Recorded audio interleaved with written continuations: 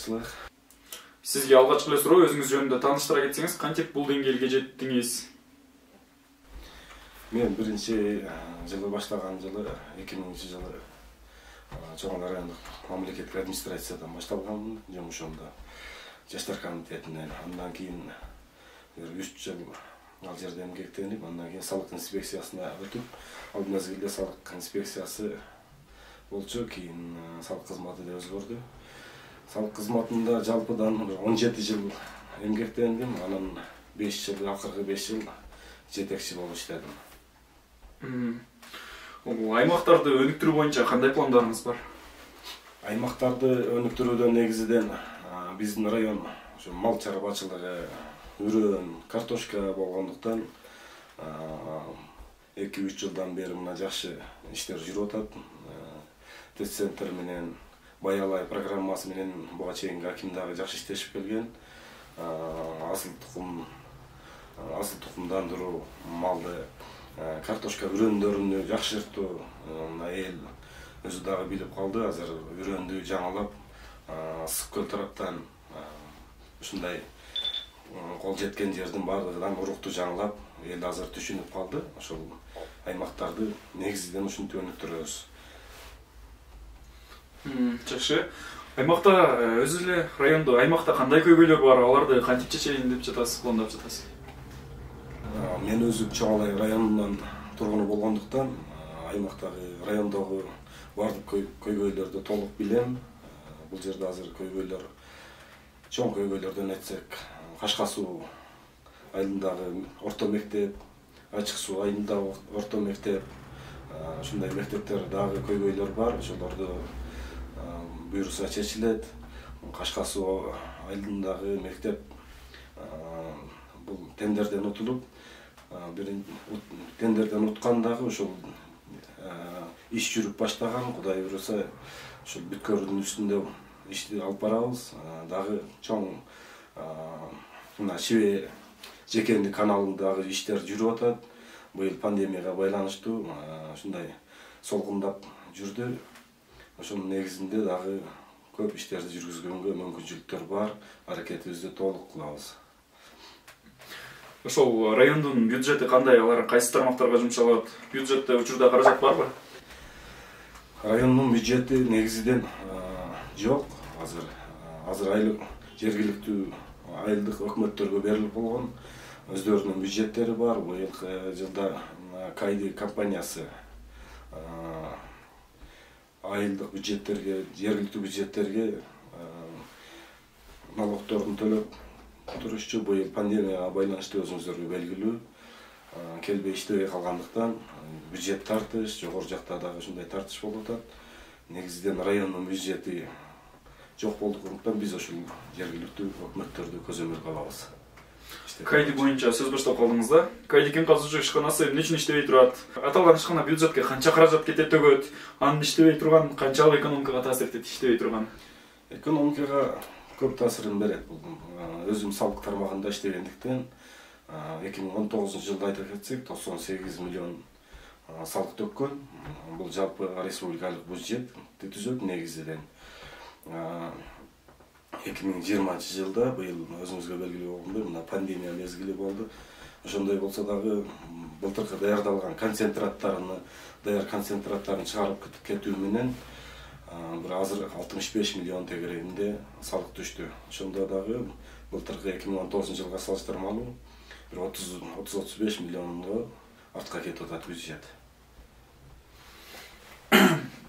Азыр сизде маекке чакырардан алдын эл арасында бул сурамжылоолор жүргүзгөн элек. Ошол эл арасында сурамжылоолордун арасында мурунку аким өз мыйзамсыз иш-аракеттерин жабуу үчүн койгон деген кеп бар да. Сиз мурунку акимдин кандайдыр бир мыйзамсыз иш-аракеттери чыкса, бул тууралуу элге айтып чыгып, тийиштүү органдарга кайрылат белеңиз?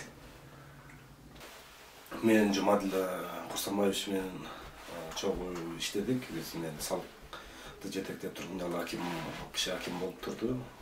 Мен андай мыйзамсыз иштерин көргөн жокмун. Бул бардык эл билет, таза иштеди деп ойлоймун.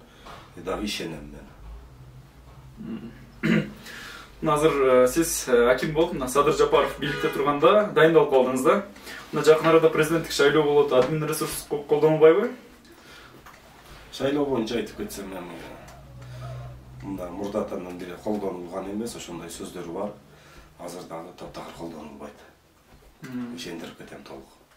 Сиздин пикириңиз боюнча 4-октябрдагы парламенттик шайлоо кандай өттү? 4-октябрдагы шайлоо негизинде форма 2 деп айтышып атышат. Форма 2, бирок форма 2 биздин райондо колдонулган жок. Мындай ташып адамды ташып алып келип, башка жерге регистрациясын которуу андай болгон жок биздин райондо. Эми башка райондордо айта албайм мен. Буга чейин бизде депутат жок, көйгөй азыркыга чейин актуалдуу болуп келатат да. Жогорку кеңештин депутаттары келгенде тургундар өкмөттө иштеген адамдарга даттануу үчүн айтканда, ал жерде даттан үчүн кирсең тоготпойт, копол мамиле кылат деп аксакалдар сүйлөгөн бир аксакалдын сөзү бар эле, эсиңизде болсо керек. Мындай учурлар катталып жатканы ырасбы? Анан кандай чаралар көрүлөт бул боюнча? Мен өзүм жаңы келген бир жуманын жүзү болду. Андай каттала элек. Эгер андай катталса, биз баардыгыбыз мамлекеттик кызматкербиз, элге кызмат көрсөтөбүз. Убагында элдин кызматтарын бүт келген көйгөйлөрүн чечип беришибиз керек. Анан мамлекеттик кызматкер болгондон кийин сылык мамиле кылыш керек келген адамдарга. Эгер ошондой чаралар, эгер ошондой мыйзам бузуулар же копол кабыл алуулар болсо, катуу чара көрүлөт. Бул боюнча мен дагы бир тактап айта кетейин. Ар бир кызматкерге чейин жетебиз. Кандай чара көрүлөт, мисалы, так айтпадыңыз да, же жумуштан алынат же кандайдыр бир? Эми мунун өзүнүн мыйзамдуу эрежелери бар. Жумуштан алууга чейин барабыз. Мисалы, мына аймакта курулуш башталып, бирок акча жоктугунан бүтпөй турган бала бакча, мектептер барбы? Алардын саны канча? Бул көйгөйдү чечүү үчүн кандай аракеттер көрүлүп жатат сизде? Буга чейинги айтып кетсек, 8 бала бакча курулушу башталган. Анын ичинен 2 толук бүткөн, бирөө бүтүшүнүн үстүндө турган 98%га аткарылган жумушу десек болот. Анан калган 5 бала бакча ошо жумуштары жүрүп атат. Ошо пандемияга байланыштуу, акча каражатыга байланыштуу токтоп турат. Анан Кашкар суудун мектеби дагы ошондой айта кетсек болот. Азыр Ала тоодо курулуп жаткан садик боюнча бул качандан бери бүтө элек да, байкашыбызча? Ала тоодогу садик боюнча кабарым бар. Андан кечээ чоң эл өкмөтүнүн башчысы Тайырбек Аскарович менен дагы макулдашканбыз. Ал боюнча чечилет буйрулса. Эми сиз жаңы ишке келдиңиз. Кадр саясатын кантип алып барган жатасыз? Иллюстрация кыласызбы же баягы мен окуткан, атамды окутту, баламды окутат деген сыяктуу, же болбосо мага справка берет, атама справка берет, балама чейин деген бойдон эле калабы? Бул боюнча иш-чараларды жүргүзөбүз. Азыр эми мыйзам мындай жок, пенсиядагы кетсин деген. Бирок эми түшүндүрүү иштерин жүргүзүп, азыр жаштар көп келип атышат мага деле. Күнүгө эшиктин кап кылып атышат. Кандай иш алып барасың? Иллюстрация боюнча, бул боюнча иш-чаралар жүргүзөбүз буйрса. Мына мөөнөтүңүз бүткүчө бир кандайдыр бир кайсы иштерди алып барайын деген оюңуз бар? Кайсы иш көрүнүктүү өнүктүрөм деп? Мөөнөтүм бүткөнчө ошол чоң элине кызмат кылып, көп иштер. Ар бир айылда көйгөйлөр көп. Мен азыр ар бир айылдын тургундарына ар бир үйгө чейин анкета жөнөттүм. Ошол ар бир үйдөн көйгөйлөрдү толук алсак, андан ошого жараша иштеп баштасак, буйруса жакшы иштерди бүтүрөбүз алдыда. Пландарыбыз бар. Убактыбыз да жетип келген үчүн сизге эркин микрофон. Рахмат. Мен биринчиден ушу чоң районунун элине кайрылып кетем. Бүгүнкү абал, оору, пандемия, ковид күчөп турган мезгил, баарыңыздарды ошол эрежелерди сактап, тойлорду азайтып, кыскартып, адам көп жүргөн жерлерде ошол өзүңүздөрдү бир абайлап этияттасаңыздар, анан жаңы жыл келе жатат алдыда. Жаңы жылыңыздар менен баардыгыңыздарды куттуктаймын.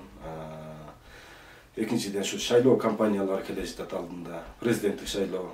Ошого бир катышууларды өзүңүздөр каалагандай кайсы талапкерди тандасаңыздар, ошону шайласаңыздар болот. Бул жерде эч кандай үгүттөө иштери жүрбөйт. Мен ишендирип кетем.